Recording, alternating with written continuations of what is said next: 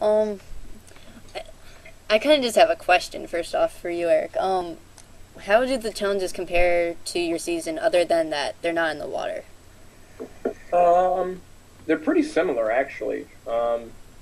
Most of them have like a team aspect or like in Micronesia. I know that they had a lot of puzzles that we had were like, or not puzzles, but challenges were like phase challenges where they would have like three or four or five different things that you had to do in a row.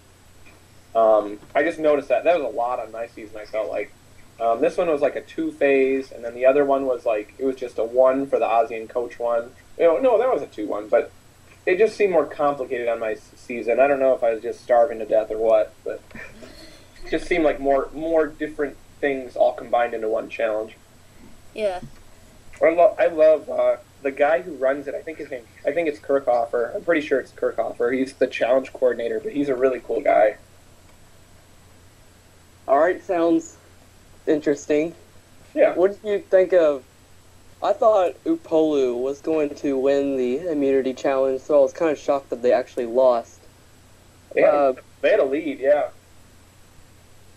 Even prior, I think Upolu is clearly the stronger tribe.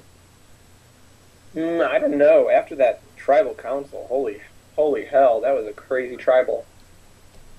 Well, I mean, I'm just saying, like, in terms of strength. Yeah, and physicality. Yeah, that's probably true. But, I mean, in terms of trust and alliances and all that, they're probably the weaker. Well, they got so much, they got a lot of paranoia going on their tribe. I mean, the whole Brandon thing, he shuffled everything up. I don't know, just a lot of stuff. That tribal council was nuts, though. It went from, like, we're not going to talk about anything, and we're going to try and conceal the truth, and then pretty much everything, like, got hashed out. Every single thing that had been going on the whole episode, like, just showed up. Well, that's not really a surprise with Coach on the... Yeah, he does that a lot. There was something I was going to ask. Can't think of it now. Yeah. Man, that tribal was pretty fun to watch. I was so happy when Brandon like raised his hand, like, can I say something? Like, and he reveals everything, and it's like, oh my god, you don't do that. Like, you just don't say anything. Just shut up. Just don't say anything, and he just says everything, and it gets so much awkwarder. That's what I was going to say. He has a lot of guilt. Yeah, he does. He did. That's probably what separates him from Russell. Yeah, he felt so bad about so many different things. He just felt awful. So it was better for him to say something than to keep it in. And Russell wasn't happy about it. He was tweeting during the episode and after the episode that if I say somebody's going to go home, that person goes home. And he was dishing Brandon. Yeah, I read a little bit on Twitter. I'm surprised I'm actually on Twitter. So I was like, what the hell do you use Twitter for? But it's pretty funny to hear all the different comments fly around on there. I just can't keep up with it. I mean, it's like every 5 minutes. But I saw all the tweets from Brandon that were like, hey man, come on, I'm your family. Like, what are you doing? Okay, so I kind of knew Michaela wasn't going to go when she wasn't really saying anything. Yeah. It's normally... You talk. No, go ahead. Well, normally if you don't say anything, you're probably going to stay for a couple more episodes. And normally if you talk a lot, you're probably going to be the one that goes home or soon. Mm-hmm. Well, it depends too. I mean, I try not to get into the editing too much. Like, I'll watch it once for enjoyment, like just get excited, and then I'll watch it a second time through because you'll catch things in the editing or whatever. But I don't know. I thought Michaela was so strong to begin with. I was like, there's no way. I feel like she's she's going deep into the game. I think she's going to stick around for a while. She's actually one of my picks. I have 4 picks to win it. She's one of my picks to make it to the final 4. So I don't know. I have a feeling that she's going to stick around for a while. She has a lot of potential to be a really major character. I don't know. She seems good. She seems solid. All right, and what do you think of Christine and Stacy? They have absolutely no Survivor game whatsoever. Yeah, they're kind of there. They're kind of hanging out. I don't. Stacy did good in the challenge, though. I think they both did really good in the challenge. But in terms of the strategy and stuff, like you just don't come out and say to somebody like Coach, like, you're a temporary player, you're getting out of here soon. Like, unless you have a really good game to back that kind of statement up, like that's pretty much suicide. That's like saying, oh, we're going to vote you off to everybody. So I don't know what her motivation was with that. And then she went looking for the idol. And this goes back to Francesca and Christina from Redemption Island. Yeah. Who were both early outers. I don't know, you just got to think about what you're doing out there. It's the first day, you probably want to lay low because, like, I don't know, everybody on my own season and people that I've talked to from other seasons, if you are like an outcast early on, or if you separate yourself from the group in any way, and it can be anything. It can be like you're out on your own, or you just don't get along with people, or like the guy from the second season who everybody thought he had beef jerky, and he had a big fight about it. Like, he got voted off over frigging beef jerky that he didn't even have. Like, it's like random little fights and random little things that you wouldn't even think about can get you voted out. And I don't know. That's like Survivor 101, I think. Just try and fit in. Definitely.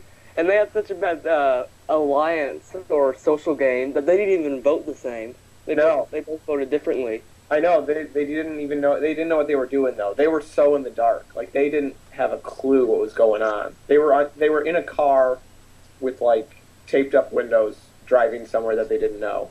Like, they had no idea where they were. So I was a little shocked that Stacy ended up getting 3 votes. It was a closer vote than I anticipated. I thought it was going to be a runaway with Christine, but I wonder what happened. What do you think happened? Coach split the vote. Coach wanted to split the vote up, too. He came up like Boston Rob, saying that you guys are going to vote this way, you guys are going to vote this way, and you guys are going to vote this way.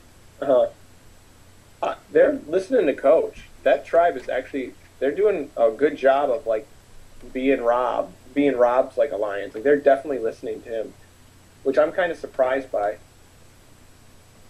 Okay, and do you think let's go to Savai. Do you think that they're listening to Ozzy as Upolu was listening to Coach? I think selectively they are, but they're very wary. Like, they know that Ozzy's like a friggin' badass with the challenges and finding idols and stuff. Especially what they hinted at for next episode, where they showed everybody like questioning if Ozzy has the idol or not already. But I don't know. It looks like there's select people on Savai that are teaming up with Ozzy. Like Keith, I think, is one of them, and a couple others are probably on his side. So they haven't showed much of that. They haven't really showed too much of that, I don't think. Like that tribe in terms of alliances. Okay, sounds interesting. I would definitely have to agree. Sarah, I apologize. We aren't letting you talk all that much. So It's cool. You throw your comments in. I think that the next off of Savai will probably be like Cochrane's or someone, because I mean, we don't see too much footage, so it's hard to tell because they're mostly concentrating on Brandon and the Polo tribe. But I think that Cochrane might go because of the alliance. It's a possibility. It could happen. I'm not sure. I don't want it to happen. He's in my top 4. My top 4 to make it to the end are Kayla, Cochrane, Oz, and one more, Sophie. But you know what? It might change. I might have to change that adjustment. I think Coach is actually doing really well. But Cochrane, too. Cochrane has had a lot of airtime already, which shows that he might be someone quick to go, because they want to get him in there. They want to show as much of him as they can while they still have him. I guess that's a fair statement. Early on, I said that Dawn was probably going to go home early because of her breakdown, and I thought she was going to have a second breakdown. But from the looks of the previews, it doesn't look like that we're going to be seeing a Dawn breakdown again.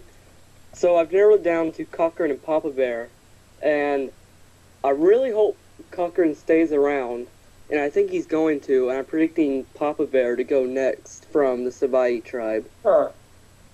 That's it. What What's your what are you looking at for Papa Bear? Well, yeah, it's hard to explain exactly. Sarah doesn't understand what I say. He looks like somebody who's going to be medically evacuated from the game. Okay. And Well, so, you might be thinking of Papa Smurf, because Papa Smurf from Fiji got evacuated, and he looks extremely similar. yeah, that's what I thought about. I thought about him, and I thought, oh no, he's early out because he's going to push himself too hard and get injured. And so I think he's going to become too weak. It could happen.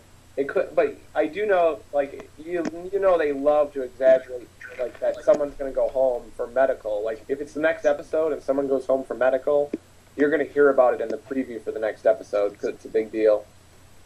I guess that's true. I didn't think of it that way. So it could be in a couple like that. There's still a possibility, like someone's going to get medically evacuated. But if that's the case, they're gonna show it in a preview.